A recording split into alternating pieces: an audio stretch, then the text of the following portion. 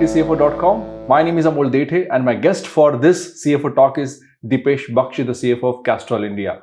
Deepesh has been in the industry for the last 25 years and he has several roles starting from auditor, finance strategy, financial controller and so many. Deepesh, glad to have you. Thank you, Amol, and it's a pleasure speaking to you. Thank you so much. So to begin with, I have a very important question. In fact, it's very soft in a way. Oil or the lubricant industry is not very easy to understand. But what we understand is the lubricant actually makes the motorbikes, the cars and the whole engines runs very, very smoothly. But on a different note, the CFO's work is very different, right? What makes your work smooth, which a lubricant kind of products can make, run otherwise? Great question, Amol. I think it starts with first thing in the morning. A hot cup of tea with parents just calms me down. And then, I get into exercising schedule, Right. which I have during the week, and very intense squash playing over the weekend. Wow. So that helps me, frankly, unwind. And then I think during the day, I have a great team. As an organization, we believe in very good standards in terms of the way we work and well-being and respect. And I think that makes life of a CFO very simple. So basically discipline, waking up early, having a cup of tea, then team and everything. My immediate question, and that is my common question to all the CFOs, because the decision that you take as a CFO matters a lot for an organization, sometimes more than the CEO, because you think about the finances, you think about the financial strategies and so many. Deepesh, how do you take decisions? What makes you take decisions? What makes you confident while taking a decision? Yeah, I think, Amol, there are various factors. Right. But firstly, as a CFO, you have to rely on Excel sheets. Right. Yeah, they are our best friend. And if something is not seen in Excel sheets, then I think there is a problem. So I think that's the first place where one has to look at and say, am I seeing a number there which is going to add value to the organization or add value into the ecosystem? So that's for me first thing. And then to enable that, there are a lot of predictive models and data, and team does a good job to help me get all of those insights, and that sort of is something that then works. Right. But having said that, Excel sheets are lazy because Excel sheet doesn't add the people angle. Right. And I think as a CFO, it's important to take decisions basis the judgment. Right. And I need to have a panoramic view of external and internal factors. And then my people and my team, wider team, who gives me that insight, helps me take that decision. It's always a balance of risk versus the benefit. Right. Always wanted to look at the Excel sheets when you were in college. You thought about it, or it just, you found it on your way? I found it on my way. I was an auditor, so I used to look at Word documents. And then my life changed when I came into finance, and there were a lot of Excel sheets. Somewhere it became PowerPoint, right, because I used to do strategy. But, with now data and digital, Excel sheets are no more Excel sheets. Exactly. It's business objects. Yes. It's fancy things. But at the end of the day, it's those numbers that have to balance out. That's very important. What drove you exactly from shifting from Word to data, or, maybe a white Word sheet to a green Excel sheet? Yeah, I think, when I was in an auditor, I was looking at things for my clients from a distance. And I was giving a lot of advice, consulting. But that thrill, that satisfaction wasn't there. Okay. Because you were giving advice and then somebody else is doing it. Right. And I wanted to get closer to the business. Okay. And that made me join the business. Right. And join Castrol in India. And then, within Castrol, I got a lot of opportunities to different roles in India, outside India. And the more you get closer to the business, the more satisfaction you get, because you can see the effort. Yes. Yeah. From an auditor, I became an internal auditor. Yes. I was still giving recommendations, by the way, yes, but inside the business. But then when I came into finance and the role of CFOs are now changing, that made me really, yes, this is what I really want to do. And then Excel sheet is an enabler, right, at the end of the day. But yeah, I think that's what get me going. Yeah. No, so it's a great transformation from being an auditor who will sign the document to on the balance sheet to create a balance sheet of your own. So now let me move your focus to the specifically Castrol India. You have a variety of products, and it's the largest brand in India when it comes to lubricants and engine oils. What are the products which generates most, for the company? Which are the top products when it comes to the revenue specifically for Castrol India? And which are the products actually you bet on the most in terms of the market demand and supply? Yeah. I think the way to look at our business firstly is to look at the core business. And in the core business, we sell products in automotive segment and industrial segment. Right. Automotive is almost 80-85%, and then industrial is the remaining 15 to 20%. Yeah. In the automotive, there is personal mobility, Yeah. which is cars and bikes, Yes. which is about 50% of that 80%. And then there is commercial vehicles. Right. And then there is other businesses, which are a smaller part of that. In the personal mobility, then you go cars and then you go bikes. Yes. And I think as Castrol, we believe in giving protection to the engine. So most of our products are about that. Okay. It's about engine efficiency, engine wear and tear, engine protection. And then at the higher end, we have products which are about performance. Right? So that is more for the passionate bikers or car owners. So that's really the way the product portfolio is structured. The CVO portfolio, as we call it, the commercial vehicle, for that is mostly for fleets or our truckers community. And then the industrial business is basically B2B for large organizations and OEMs. Yeah. Now, let me understand some trends, because the industry is evolving rapidly. The new segments are coming up. Suddenly, we are also thinking about shifting from a normal automobile to a EV cars and something like that. So, what are the trends that you are seeing specifically in your, or specifically the lubricants industry now? Sure, I would say 3 or 4 trends. Sure. Firstly, the trend is on digitization. Digitization is across, obviously. But I think in lubricants, there is clearly a need to connect to your consumers and consumer points.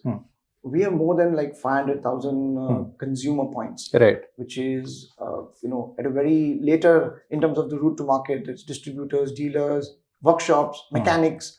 Yeah. So how do we reach that consumer point? How do we get some of the schemes to that consumer point? And then with new regulations, you have to deduct TDS for a mechanic who sits in a rural area, right? This can only be done through digitization. And I think we have done some good work in terms of making sure that we connect with them, and then we have readily available MI. Because then as a CFO, I get an opportunity not only to know that the money is well spent, but also controls and frauds and anything that could happen in the value chain is all mitigated. So I think digitization is one part. Second is the digitization for compliance, because this is a huge change in compliance, the requirement. So you need tools. So we've done that as well in terms of digitization. The second trend I would say is technology. And you spoke about electric vehicles. Yes. So that's a new and upcoming trend. And for electric vehicles, we've introduced products recently. It's called Castrol On. We're making investments in electric vehicles, fluids and thermal management. We spent about 500 crores by our global company into a data center, R&D center. So technology change and how do you embrace that technology and move with it is the other big change that is happening. And third is sustainability. ESG, sustainability. While I would say, BRSR and all of these changes that have happened are onerous, but I think it's a step in the right direction. Because within sustainability, we've taken a lot of action in terms of, having a program, which is a global program, Path 360. And in that, we've done a lot of work as well. And I would say lastly, more importantly, you got to be with the intent of the government, right? The inclusive attempt that the government has on including the ecosystem. I think that's a very important trend as things evolve in next year. So we are working on that as well to see how we could play in that sector. So when we speak about digitization, it's growing with a rapid speed. It's you have an oil and you can grow and accelerate faster, no doubt about it. But how, as a CFO, you look at the whole technology and digitization, because you started from Word to Excel to now, digitization. You will have a different dashboard altogether. So how do you prepare yourself, in a digital environment? to speak the language of maybe a technology officer or innovation officer, so that your balance sheet will be far more powerful than what it is now? Yeah. So I would say, Amol, digitization for finance is one part of the overall jigsaw. And I have at a fingertip, or on my mobile, I can, look at various daily sales report and, the trends that are happening on the sales value to a real-time basis in terms of what the cost in P&L. And I think we've come a long way on that digitization journey. And that's kind of working well. But as a CFO, taking a wider view of a strategic partner, for me, digitization is about what problem it solves in the organization. Right? It's a buzzword, but it has to be in service of something. And that's important. So if it solves a problem, it makes it efficient, effective, it gives you insight for decision making, then the value of money spent on digitization is really worthwhile. Our sales force today have in the hand all MI that is available, that is required to place an order, and then it's linked to our secondary system and then linked to our ERP system. So I think it's all real-time basis. I that way I have to do little because it all is pulled and it is at my desk and my CEO's desk, or on the laptop on a daily basis. So that's how we do digitization. On finance side, there gone are those days where you used to take 10 days to close the books. Now it's workday 4 and workday 3. And there is already conversation on how you can close earlier. So I think all of this is playing on the digitization journey. Noted your points, quite meaningful, Deepesh. Let me move to a compliance, which is again an integral part of every CFO's desk, and they look at it quite positively, optimistically, and far importantly, that's where CFOs think that this can give me a sleepless nights if it's not been completed within a stipulated time frame. Do you think as a CFO the compliance burden is gone up significantly, or there are so many tick boxes that you have to do? You have to not only go through a GST, but you have to ensure that your whole value chain has followed the GST norms, because ultimately you are a regulated entity later on, right? So how do you view the whole compliance world right now, and how do you prepare yourself for this compliance world? Great question, and you hit the nail. I think has compliance increased the burden? Yes, it has increased the burden. Has it increased the cost? Yes, it's increased the cost. But then the compliance is all in the right direction if you go behind the reasons why these have been introduced. And I really don't have a problem, and I appreciate the what of the intent. It's onerous. But I think what is challenging is the how of it, which is if you have to, if it's about only a company implementing, then that's one thing. Because it's in the sphere of influence. But you have to get your ecosystem, right? And like I gave an example, if I have to get TDS deducted for my mechanic, I think it's quite a task. Absolutely. And it takes time. So the timelines, the speed in which we have to comply, I think those are the ones that are something that, probably keeps me awake. How do you do that? Digital, of course, is one part. But I think the culture, the behavior, that is the softer part of entire the compliance piece. So many things have happened, right? Whether it is the new policy on TDS, new policy on PIT, LODR requirement, ESG, BRSR, I can name all of this. It hits your P&L, but I think in a way it's a good cost, and then you have to find efficiencies on how you can absorb those and work through with that. I think as Castrol, being a listed company, I have an accountability to the board and to the wider stakeholders. And, we are absolutely clear, no compromises at all. And if it increases cost, it increases cost. That's fine. But we will do the right thing. Sure. Adding to that, what do you see the major challenge for you right now? Obviously, compliance. Maybe it's not a burden, but you have to follow it. There is no alternative if regulator asks you to do that. But what are the other challenges that you see specifically in the world which is evolving rapidly? Perhaps you will adopt one part of digitization, but things will change rapidly. You will launch one product, perhaps. I'm just giving a broader view. But, by the time the product comes to the market must have changed. We never thought that EV will pick up so much, right? So What do you see? How do you see such challenges, which is a major transformation happening in every sector today, and then preparing yourself to deal with it? Yeah, I think the biggest challenge is, of course, related to the business. Yes. And digitization is an enabler, right, to some of these challenges. Not a challenge; it's more an opportunity, I would say. I think the biggest challenge we face is now India, as far as lubricants is concerned, is one of the few markets where there is still growth till 2030, 2040. So there are new entrants, there are small players, there are a lot of unorganized players who are coming in. And actually they can operate at a very lower level of the entire value chain with low pricing. But then, there could be an issue with quality of the products, 2 years products, counterfeiting, etc. That's a big one on how you navigate. And as a market leader, a brand which is known for reputation, 100 years old, we keep coming out with new products. But at the end of the day, there is somebody out there who can easily copy. Then how do you manage that? Yes. So I think that for us as business leaders and, as leadership team, and for me, myself as a CFO, is how do you mitigate some of those things? And I think we do it in a way where, we try to be ahead of these trends. There are predictive models available. And then with the crude volatility and forex volatility, that adds to the challenge and the complexity of our management. I would say these are the two sort of big ones. Compliance, like you were mentioning, you got to do it. How do you do it in a short period of time? But I think we're fine with that, because if you are, as an organization, intending to do the right thing, then your ecosystem can also, we can work towards them. So let me slightly shift your focus to ESG now, which every CFO is talking about, and that's where the government or the regulators want it.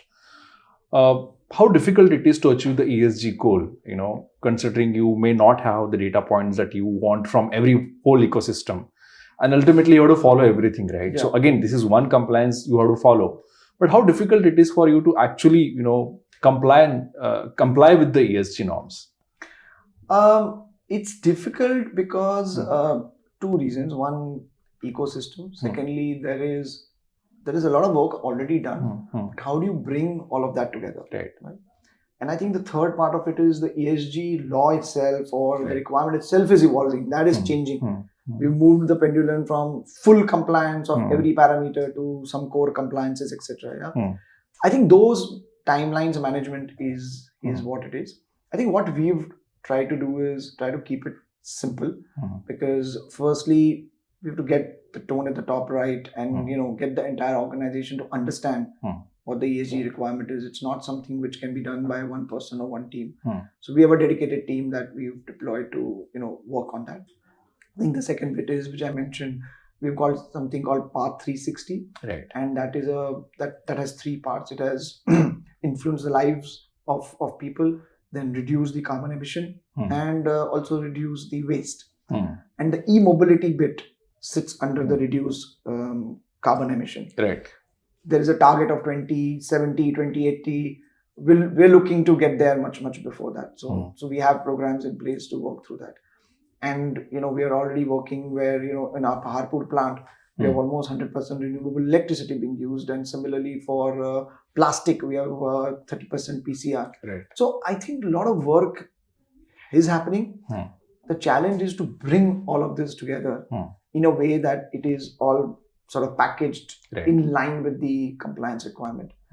I would also say that on ESG, I think the regulators, after an initial release through advocacy and being a part of some of the forums that I am in, like CII and FICI, I mean, they've listened to the India Inc. representatives and said, yes, the intent is right. Everybody's trying to do the right thing. You need to just flex a little bit to make sure that you give the space.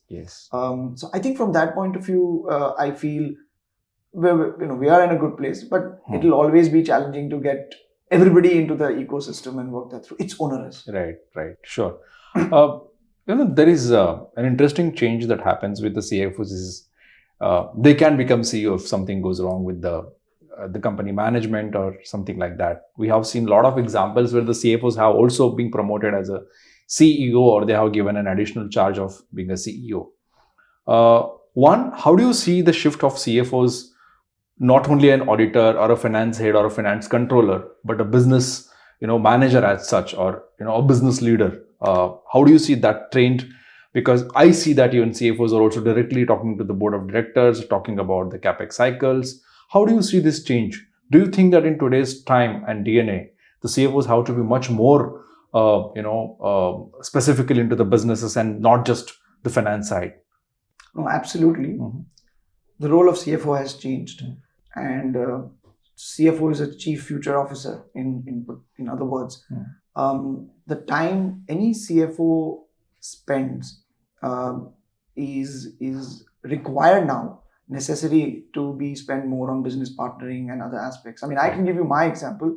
I spend about 50% of my time on strategy, transformation, business partnering, about 20-25% in stakeholders, which is, external, internal investors, and another 20-25% on compliance and, close the books. And I think that is required because CFOs have a role now to, if I give a cricket analogy, it's like a wicket keeper who has to have a panoramic view of everything that is going on and join the dots. Right? And CFO also has a role which is a very thin balance between value protection, which is all about corporate governance and compliance, and value creation. And this needs to be balanced pretty well. And in my view, value protection should not hinder value creation. That's very important. Because if every time it comes in the way, then you're not doing your job well, because you need to give the space to the business to grow, but yet be kind of compliant. So I think from that point of view, being a strategic and business partner is absolutely the thing that needs to be done. And, you need to add that value and be a part of the risk management process as well, and mitigation. So I think that's the thin balance. And then as a listed entity CFO, you add the whole the bit around corporate governance and the expectations. I think it's all about being on the edge. Last, 2-3 questions specifically on the outlook side. So, considering the changes happening in your industry now, like you said, there are smaller players also coming in this space, and on one side, the India is growing rapidly.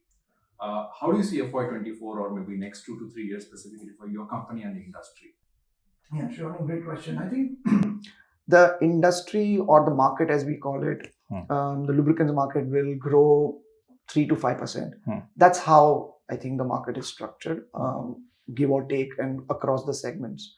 And our intent is to grow above that as a frame. So that's pretty clear. And in the lubricants market, we want to make sure that we are continuously coming up with new products and value add to the consumers, because our ecosystem is pretty large, and we get a lot of support from them. So we want to play the partner role with them in making sure that we grow. The change that will happen slowly and gradually in the next 3 years is, I spoke about the personal mobility. In that, the two-wheelers will get electrified much earlier than the passenger cars or commercial vehicles. So, our focus is also to see how we do that and manage that balance. The good news is that in the car segment, the penetration is low in India compared to the Western world. So there is a huge opportunity there, and we'll play an important role in sort of transitioning to that. So that's really about the core business. Then we are going into adjacencies. In fact, we've gone into adjacencies already. So what do you mean by adjacencies? We recently launched auto care range of products. What are these? Castrol is known for being inside the engine protecting. Now we are outside on the vehicles, where we are launch of products which are about chain pulleys, then shiners and rust prevention. So that's a good opportunity that we want to organize the unorganized market there.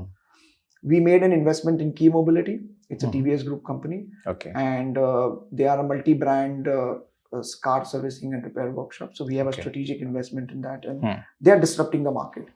So we'll play a role in that as well, in terms of how do we digitize. We'll sell our products in their network, and they will sell their spare parts in our network. So it's a fantastic synergy. And then as part of our parents' support, there is a JV in India called GOBP. Yes. So as they grow, we will grow as well. And so that's on adjacencies. Yes. And I think the third bit is diversification, which is going into areas we've never been before. Right. And work is happening to see how that sort of shapes up in the next couple of years. So overall, I think looks very positive. Right. We have the highest market share, and we want to grow and keep growing in that area through our volume Right. growth. So I copy you. And when you say, positive, obviously there are a lot of economic indicators are also in favor of India right now. But what I want to also learn from you, Deepesh, is India Inc.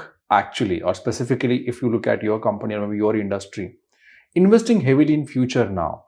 Because on one side, when we look at the policy rates, they are stagnant. There is a pause button. We are in a great credit growth segment right now. Most of the indicators are positive. The world is quite bullish. Rating agencies have given a great remarks for India. But India Inc. as a whole is not going that, India Inc. as a whole is not doing a greater expansion, which they should have perhaps done. So how do you look at that? Is it they're going slow, or is it they're worried about something? How do you see the whole expansion plans of India Inc. and the capex cycle of India Inc. maybe? Yeah, so I think, Amol, a great question. I think if I give you my personal view, Sure. I think there is enough funds, liquidity in the market, and with India Inc. as well, credit is growing, Yes. and people are spending. I think word of caution from my side would be the execution part. Okay. Right? Because there are grand plans, and to execute those grand plans, it requires time, it requires effort, Right. it requires discipline, Yes. operational excellence, and compliance is going to keep growing. So how will we see the end of that is something that we need to be cautious in a positive way. So that's one thing I would say. As far as our plans are concerned, I mean, we clearly have a strategy in place, and we are cash rich, and so far all funding that we've done is locally driven. And we have the BP support, who are very bullish on India. They've made several investments in India, so they're always there to support, and they're looking at India in a very positive way as well. So yeah, I think from that point of view, feels very confident. Yeah, sure. So maybe last quick questions, is what are going to be your focus areas in 2024, 2025, or specifically for next 2 to 3 years as a CFO? What is there in your radar, or what is your wish list? Great question. I think I will say 4 I's. Okay. Because you said what is in my, so I will say this. First is, I think, inspire. I want to inspire my team. It's important to build capability of the team. Right. It's important for them to see the career path in their journey as the organization grows. Very important. There has to be something in it for them. Yes. Right? So that's one. Second, I think, is going to be innovate. Because innovation is something that will differentiate one organization from another organization. And innovation on this path to net zero that we as an industry are aiming for much earlier. And in innovation, there is digitization as well. I would say the third thing would be insights. As a CFO, as finance, we need to generate those insights, bring that competitive edge to the business, be externally focused, and make sure that we're equipping business with the right tools on timely basis to be able to make that decision and add that commercial value. Right. And then fourth is investors, whether it is promoters, whether it is shareholders. As a CFO, it's my responsibility to create wealth for them. Right. But for internal stakeholders, build trust. Right. That's very important. And I think underpinning that, run the operations in a safe manner. Safe means no frauds, no control breakdown, and well-being of people, which is not only our internal people but our ecosystem, our partners, having high safety standards on that. So I don't know if that's what you wanted to hear, but I think that's the frame in my mind in terms of how, and parts of it, whether how much you will grow and all that sort of underpins in all of that. But everybody wants to grow as an organization, and we are ready for it. Great points, Deepesh. In fact, quite motivating one, and wish you the best for that. I'm sure you will achieve that. Thanks, Deepesh, for all those insights and being part of CFO Talk. Thank you so much. Thank you very much. Great. And thank you so much for watching CFO Talk on ETCFO.com. Thank you.